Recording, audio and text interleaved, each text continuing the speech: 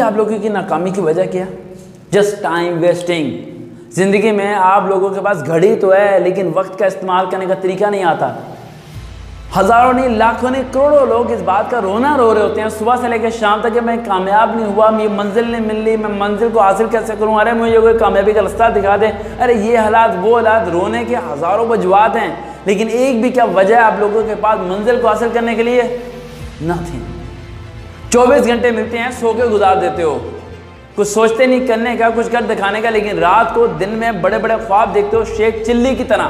میری باتیں تھوڑی کڑوی ہیں لیکن دل میں تھوڑا زخم پیدا کر رہی ہوں گی، آپ کو تھوڑی گھبراہٹ ہو رہی ہوگی، سوچ رہے ہو کہ چھوڑ دوں اس ویڈیو کو سننا. ارے بزدل ہو تم لوگ، تم میری الفاظوں کو برداشت نہیں کر سکتے. کامیابی کیا خاک حاصل کرو گے؟ کامیابی حاصل کرنے کا صرف ایک ہی طریقہ ہے، best use of your time. 24 گھنٹے ملتے ہیں، 6 گھنٹے سو یا 8 گھنٹے سو، نیند تو پھر بھی پوری نہیں ہونی. ارے پورے 2 دن چھٹیاں ہوں، 2 دن سوتے رہو، تیسرے دن جب اسکول یا اکیڈمی یا دفتر جاؤ تو اس ٹائم بھی تمہاری حالت کیا ہوتی ہے؟ یار نیند پوری نہیں ہوئی. تو اس نیند پوری کرنے کا کیا فائدہ جب پوری زندگی نیند پوری ہونی ہی نہیں ہے؟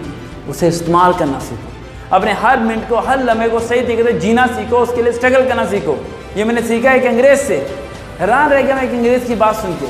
میں اسٹیشن پہ پاور ایکسپریس میں جب میں ٹکٹیں بناتا تھا، I was very shock there right, کہ جب میں ٹکٹ بنا رہا تھا وہاں ٹرین 3:30 پہ چلتی تھی اور 2:45 پہ ایک پیسنجر آتا ہے اور آ کے کہتا ہے کہ وقار صاحب ٹرین کتنے میں چلنی ہے؟ میں نے کہا sir 3:30، you are just 45 minutes left. تو کہنے لگا کہ مجھے کوئی کام بتا دیں میں کر لوں.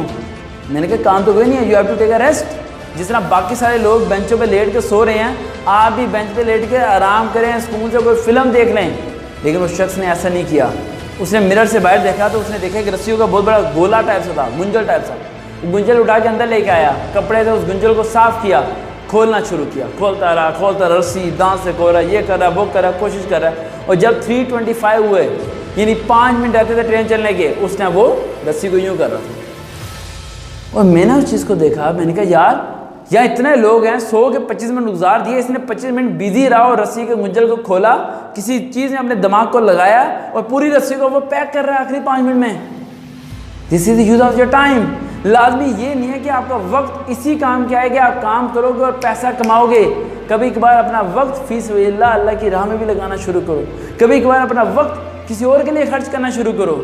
یہ نہیں کہ تم اپنا وقت جب ہی لگاؤ گے جب تمہیں کوئی پیسہ دے گا، تم اپنا وقت جب ہی استعمال کرو گے جب تمہیں کوئی عزت دے گا، جب اپنا وقت جب ہی استعمال کرو گے جب تمہیں کوئی کھانے کی دعوت دے گا. نہیں بھائی، اپنا وقت دوسروں کے لیے بھی لگانا شروع کرو.